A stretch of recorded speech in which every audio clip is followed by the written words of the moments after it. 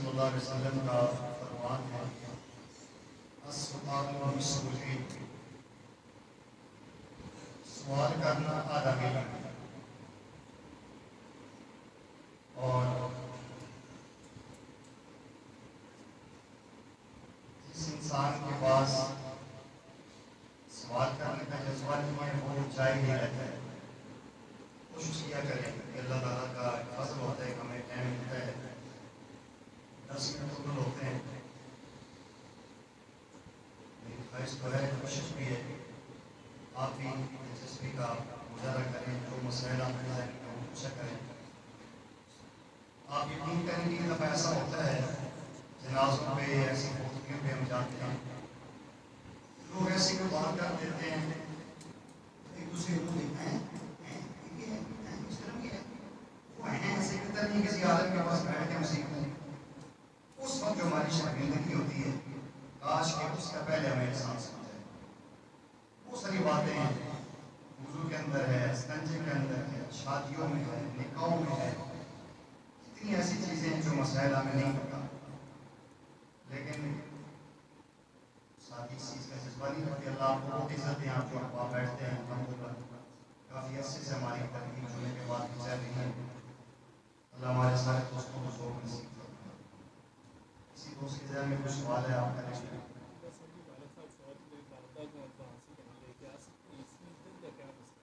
بہت اچھا اور بہترین سوال ہے۔ آپ کسی بندے سے پوچھ لیں وہ ہواؤں میں تیر چلائے گا۔ ایسا بھی ہوتا ہے کہ معاشرے میں، ہمارے معاشرے میں کوئی بندہ اگر فوت ہو جائے اور اس کی بیوی بیوہ ہو جائے، جس طرح کے والد صاحب فوت ہوئے ہیں اور ان کی والدہ ابھی بیوہ ہوئی ہیں، میرے سامنے ایسے مسائل سے لے کے آئے ہیں کہ اس ماں کو داماد بھی نہیں سانس کو مل سکتا، بیٹا بھی سلام نہیں کر سکتا، وہ مرضی رہ گئے، یہ جہالت ہے۔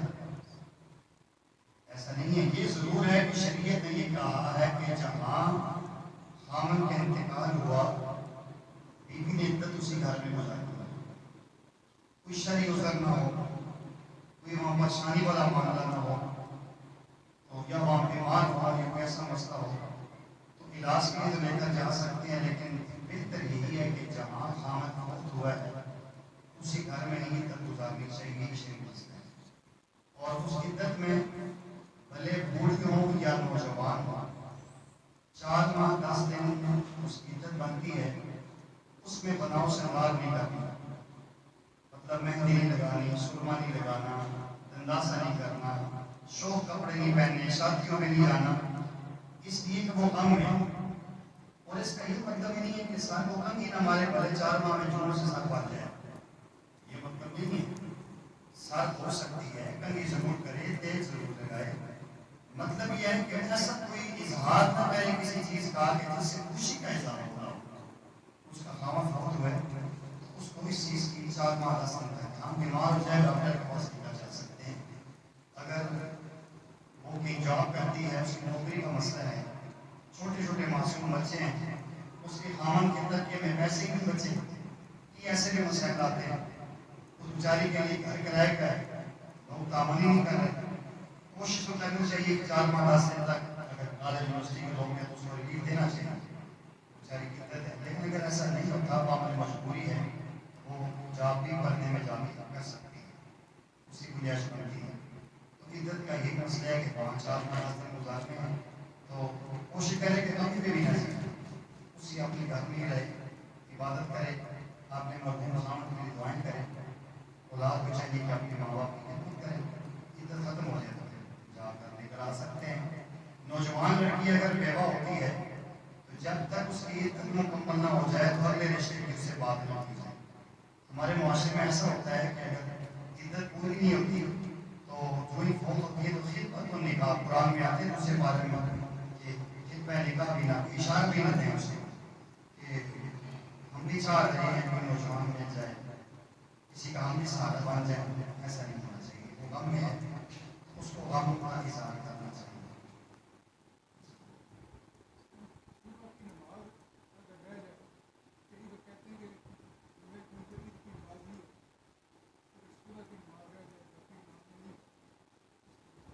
اب میں سوال نہیں سمجھا ہوں، اگر فجر کی نماز رہ گئی قضا کرنی ہے؟ جی وہ مسئلہ ہے، آپ یہ سماعت کر لیں، تھوڑا سا مسئلہ علمی ہے۔ ایک وہ نماز ہے کہ جو سہو ترتیب بندے کی نماز ہے، اور ایک وہ ہے جو سہو ترتیب نہیں ہے۔ سہو ترتیب اسے کہا جاتا ہے کہ جس کی زندگی کی کوئی نماز قضا نہ ہوئی ہو، اگر کوئی نماز قضا ہوئی ہو تو اس نے اس کو ادا کر لیا ہو، یا کوئی زندگی کے 2-4 سالہ کی نمازیں رہتی تھیں، اس نے ان تمام نمازوں کو قضا کر لیا۔ یا دوسرا اس کا مفہوم یہ بھی ہو سکتا ہے کہ بندے کی زندگی کی کافی نمازیں باقی تھیں، اللہ نے اس کو ہوش دیا اور نئی زندگی شروع کی، 5-10 سال ہو گئے ہیں، اب نماز کی پابندی شروع کر دی ہے۔ پہلے اس کے ذمہ پیچھے بہت ساری نمازیں رہتی ہیں، لیکن اب وہ سہو ترتیب بن چکا ہے، 1 سال سے 2 سال سے 3 سال سے کوئی نماز نہیں چھوڑ رہا۔ اب اگر اس کی ایک نماز رہ جائے، مثلا ایک بندے کی کل مغرب کی نماز رہ گئی اور وہ سہو ترتیب 1 سے 2 سال سے 3 سال سے 5 سال سے مسلسل نمازیں پڑھ رہا تھا، قضا ہوتی تھی ادا کر دیتا تھا، اب مغرب کی نماز قضا ہوئی، اس نے مغرب کی نماز قضا نہیں کی، اس نے عشاء کی نماز پڑھ لی۔ عشاء کی نماز کے بعد اس کو یاد ہی نہیں رہا، اگلے دن فجر کی پڑھ لی، فجر پڑھنے کے بعد اگلے دن ظہر پڑھی، پھر یاد آیا یار میری کل دی مغرب پڑھی تھی۔ اب اگر ظہر کے بعد مغرب قضا کرے گا تو اس کی فجر بھی گئی، عشاء بھی اور ظہر بھی گئی، ساری نمازیں سن پر اتاری پڑھی۔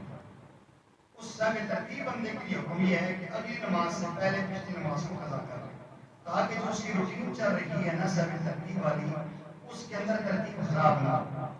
اس کے اندر ایک اگلا درجہ ہے، بعض لوگ پھر اس پہ عمل کرتے ہیں، یعنی درمیان میں اگر 5 نمازیں گزر گئی ہیں اسی انداز میں اس نے پچھلی نماز کو قضا نہیں کیا تو 5 نمازوں کے بعد ترتیب ختم ہو جاتی ہے۔ مثلا ایک بندے کی کل مغرب رہی ہے، آج مغرب پڑھنے کے بعد وہ ادا کرتا ہے تو وہ اس کا جو ہے سہو ترتیب والا معاملہ ختم ہو جائے گا۔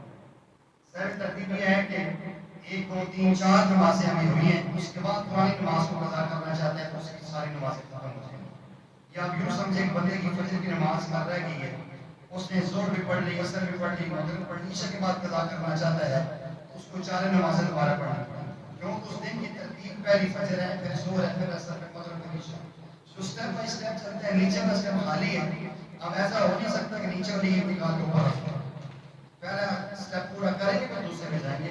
تو جو سہو ترتیب بندہ ہے اس کے لیے عام مسئلہ یہ ہے کہ اگر مثلا ایک بندے نے فجر کی نماز نہیں پڑھی، ظہر کی جماعت کھڑی ہو گئی، جماعت سے شامل نہ ہو، چھوڑ دے جماعت، پہلے فجر کی قضا کریں، بھلے ظہر کی نماز جاتی ہے چلی جائے، کیونکہ اگر جماعت میں شامل ہو جائے گا پھر قضا کرے گا تو جماعت کی نماز بھی ختم ہو جائے گی، لیکن دوبارہ پڑھنی پڑے گی۔ تو سہو ترتیب لوگوں کے لیے زیادہ احتیاط ہے۔ جس بندے کی سہو ترتیب نہیں کبھی پڑھتا ہے کبھی رہ جاتی ہے، وہ کسی وقت بھی پڑھ لے، فقہائے مقبول کے علاوہ تو اس کی نماز میں فرق نہیں پڑے گا۔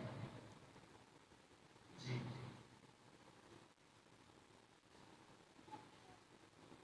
اسی پوچھتے ہو سکتی ہیں مسئلہ بڑی اتنی باتیں ہمارے ذہن میں ہیں، لیکن ہم یہ پوچھتے مسجد میں داخل ہوتے ہیں، داخل ہونے کا طریقہ یہ ہے کہ پہلے انسان جوتی اتارے اور جوتی کے ساتھ میں پکڑنی چاہیے۔ اکثر لوگوں نے دائیں ہاتھ میں پکڑی ہوتی ہے، جوتی بائیں ہاتھ میں پکڑیں، یوں پاؤں آگے کریں، اس کی جوتی پکڑیں، یہ رکھیں پاؤں مسجد میں اور یوں رکھیں اور جا کے ہاتھ سے رکھیں جوتیاں وہاں۔ عام طور پہ کوئی سجیہ تھنا جوتی پکڑنے اندر رکھ کے کوئی آگے قرآن پڑھنے والا، حالانکہ جوتی میں تو تھوڑا ہی ہمارے نالین تو نہیں ہمارے ساتھ لگی ہوئی، یہ بے ادبی ہے۔ تو جب بھی مسجد میں آئے تو بائیں ہاتھ میں جوتی پکڑیں، دائیں ہاتھ میں بچوں کو سوارا پکڑا ہوا ہے۔ میں اکثر دیکھتا ہوں، میں نے کئی دفعہ دیکھا کہ دائیں ہاتھ میں جوتی بائیں ہاتھ میں قرآن پکڑا ہوا ہے، تو یہ بھی بہت بڑا ایک بے ادبی ہے۔ دائیں ہاتھ میں قرآن پکڑیں، سینے کے ساتھ لگائیں، بائیں ہاتھ میں جوتی ہو اس کو رکھیں، اور اس کے بعد اگر آپ نے قرآن پڑھنے تو ہاتھ دھوئیں تاکہ قرآن مقدس علیہ وسلم۔ اسی انداز میں مسجد سے باہر جاتے ہیں تو بائیں ہاتھ سے جوتی اٹھا کے نیچے رکھیں، اپنا بایاں پاؤں اس کے اوپر رکھیں، پھر دعا پڑھتے ہوئے دایاں پاؤں جوتی کے اندر رکھیں، اللہم انی اسألک من فضلک ورحمتک، یوں باہر جائیں۔ ایسے ہی واش روم میں جاتے ہیں، بایاں پاؤں اندر رکھنا ہے، لیکن واش روم کے دروازے میں دعا نہیں پڑھنی، جہاں سے واش روم کی حدود شروع ہوتی ہے آپ دروازے میں انٹر ہونے لگے ہیں، اللہم انی اعوذ بک من الخبث والخبائث کے اندر جائیں، باقی سارے آداب میں نے آپ کو بتایا ہوا ہے۔ ایسے ہی کھانے کے سے پہلے ہاتھ دھونے کی کوشش کریں، لازمی دھونے کریں، کھانے کے بعد بھی ہاتھ دھویا کریں، یہ بھی بے ادبی ہے کہ بغیر ہاتھ دھونے کھانا شروع کر دیں۔ ہیں تو دائیں طرف سے پہلے بہن سے پکڑیں، دایاں بازو پہنیں، شلوار پہننی ہے پہلے دایاں پانچہ پہنیں، ایسی انداز میں تیل لگانا ہے تو دائیں طرف سے لگائیں، سرما لگانا ہے تو دائیں آنکھ میں ڈالیں، کنگھی کرنی ہے تو دائیں طرف سے شروع کریں۔ ہر اچھا عمل دائیں طرف سے ہو اور جو دوسرا عمل ہے وہ بائیں ہاتھ سے ہونا چاہیے۔ استنجا بائیں ہاتھ سے کریں، ناک بائیں ہاتھ سے صاف کریں، جوتی بائیں ہاتھ میں پکڑیں، پاؤں کی انگلیوں کا خلال بائیں ہاتھ کی انگلی سے کریں اور پانی بھی اس میں ڈالیں، یوں کر سکتے ہیں، دائیں سے بھی ڈال سکتے ہیں۔ یہ بہت ساری باتیں ہیں، میت کو غسل دیتے ہیں اس حوالے سے بہت ساری باتیں ہوتی ہیں۔ میت کے جو کپڑے ہوتے ہیں وہ رباع میں خارج کرنے چاہیے، اور ایسے ہی آپ نے دیکھا ہوگا کہ میت کو غسل دیتے ہیں، یہ میں نے مستقل بیان کیا ہے۔ غسل دینے والے کے لیے غسل کرنا ضروری نہیں ہے، وضو کرنا ضروری ہے۔ کپڑوں میں چھینٹیں پڑ جاتی ہیں، کپڑے چینج کرنے تو مناسب ہے۔ اگر کپڑوں میں چھینٹیں نہیں پڑی ان کپڑوں میں نماز جنازہ بھی پڑھی جا سکتی ہے، پڑھی جا سکتی ہے۔ اور جی کسی کی ذہن میں کوئی مسئلہ ہو؟ میں نے وہی عرض کیا ہے کہ جنازہ کے بعد غسل کرنا ضروری نہیں ہے، وضو کرنا چاہیے۔ کپڑے جو غسل دینے والے ہیں اس کو احتیاطاً چینج کر لینا چاہیے، نہیں دفنانے کے بعد غسل کی ضرورت نہیں ہے۔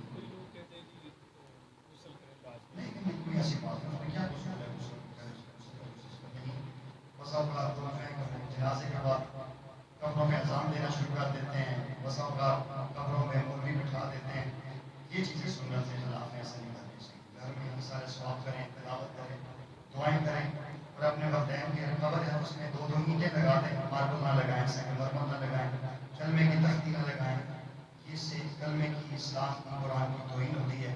قبر درمیان سے کچی رکھیں، اس کے اندر سبزہ ہونا چاہیے، گھاس ہونا چاہیے، یہ سنت اور شریعت کی باتیں ہیں۔ جو لاکھوں روپے ہزاروں روپے اس کو کرتے ہیں وہ مساجد مدارس میں دیں گے، زیادہ ان کو قبر میں پہنچنے والا ثواب ہے، اس سے مظلومین کی مغفرت بھی ہوگی، درجات کی بلندی بھی ہوگی۔ جی میں نے پہلے بھی مسئلہ بیان کیا ہے کہ تکبیر تحریمہ کب ہوتی ہے؟ تکبیر اولیٰ جو ہوتی ہے، ویسے تو بہتر افضل یہی ہے اور اولیٰ بھی یہی ہے، اور مفتہ بھی بھی پالیسی پہ ہے کہ جب امام نے اللہ اکبر کہا، پیچھے مقتدی نے بھی اللہ اکبر کہہ دیا تو یہ تکبیر تحریمہ ہے، جب تک اس نے قرات شروع نہیں کی۔ جب قرات شروع کر دی ہے تو تکبیر تحریمہ کی وہ فضیلت تکبیر اولیٰ والی، تکبیر تحریمہ تو ہوگی، تکبیر اولیٰ کی فضیلت نہیں ملتی۔ لیکن بعض علماء نے لکھا ہے کہ اگر ایک بندہ رکوع سے پہلے پہلے امام کے ساتھ شامل ہو جاتا ہے تو اس کو تکبیر اولیٰ ہی کا ثواب ملتا ہے، کیونکہ اس نے تکبیر کہا کہ امام کے ساتھ ہی کھڑا ہے، دوسری تکبیر ہوئی نہیں ہے تو وہ پہلی تکبیر ہی ہے۔ اگر سے کرنے میں تھوڑا سا ٹائم لگ گیا تو رکوع سے پہلے پہلے اگر وہ قیام میں امام کے ساتھ مل جاتا ہے اس بندے کو تکبیر اولیٰ کا ثواب ہوگا۔ امام نے رکوع کر لیا، اس نے پہلے اللہ اکبر کہہ کے رکوع میں گیا ہے تو تکبیر تحریمہ کی، تکبیر اولیٰ کی اس عظمت اور فضیلت سے بندہ محروم ہے۔